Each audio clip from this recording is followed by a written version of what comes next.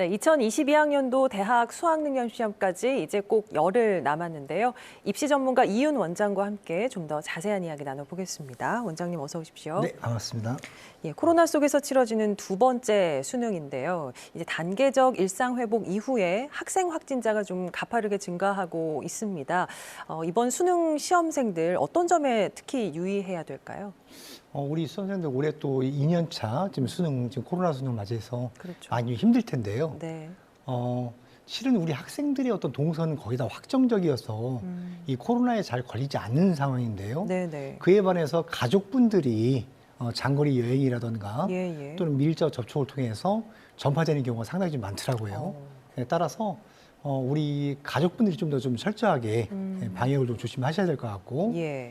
그다음에 우리 학생들도 코로나가 아닐지라도 이런 독감에도 좀 더 감기에도 예. 조심을 하셔야 될 것 같고, 그러다 보니까 뭐 확진자라든가 유증상자 아닐지라도 그 수능 당일날 조금 네네. 더 일찍 가셔서 그런 온도 체크도 하고 예. 어떤 변수에 대해서 대비를 하는 그런 좀 자세가 필요할 것 같습니다. 그러니까 수험생뿐만 아니라 수험생 가족이나 주변 분들도 역시 건강, 방역에 신경을 써야 한다는 네, 말씀이시고, 그렇습니다.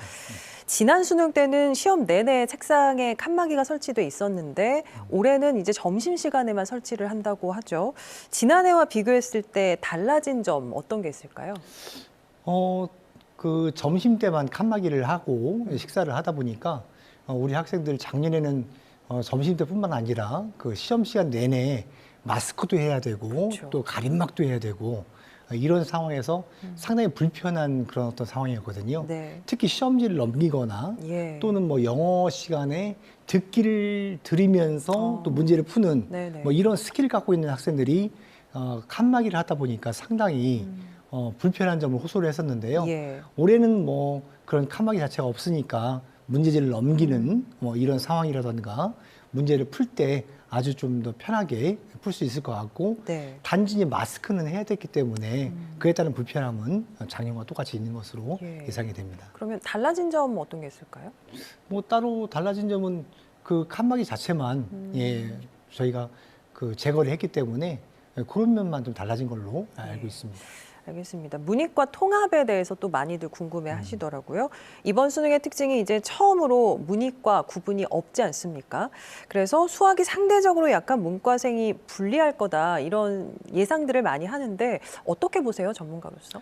전문가로서 그런 어떤 이야기가 네. 어느 정도 맞는 말은 맞는 말이지만 또 한편으로는 서울 주요 대학들은 네.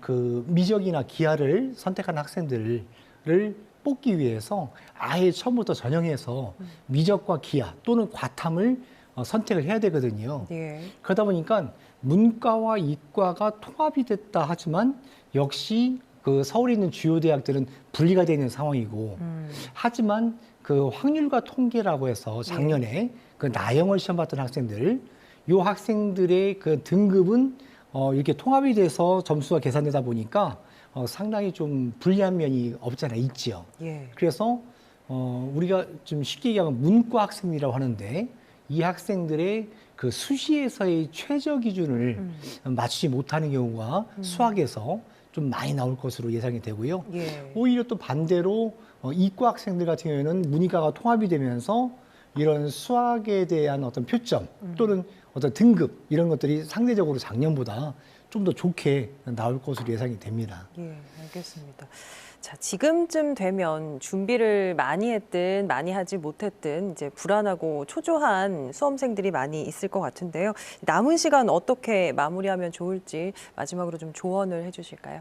네, 이제 뭐 한 열흘 정도 남았는데 이 수능이라는 게 뭐 내신처럼 뭐 짧은 기간 동안 우리가 또는 뭐 벼락치기로 할 수 있는 그런 어떤 시험이 아니기 때문에 그렇죠. 지금 이 효율성을 좀 고려를 해서 우리가 좀 더 암기 과목에서 조금 더 그런 효율성을 높일 수 있는 그런 어떤 파트 부분을 예. 좀 더 살펴보는 것이 어떤가.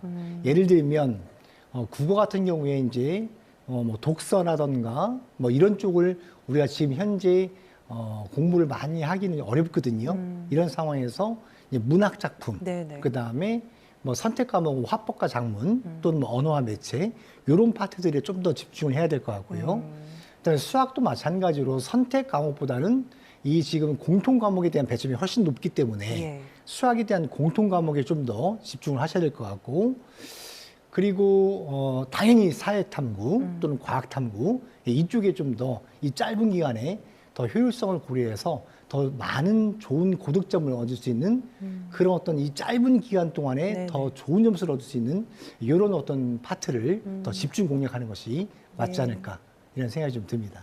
효율성을 높일 수 있는 파트를 집중해야 한다라는 네, 말씀으로 그렇습니다. 정리하겠습니다. 자, 열흘 앞으로 다가온 2022학년도 수능에 대해서 입시 전문가 이윤 원장과 말씀 나눴습니다. 잘 들었습니다. 네, 감사합니다.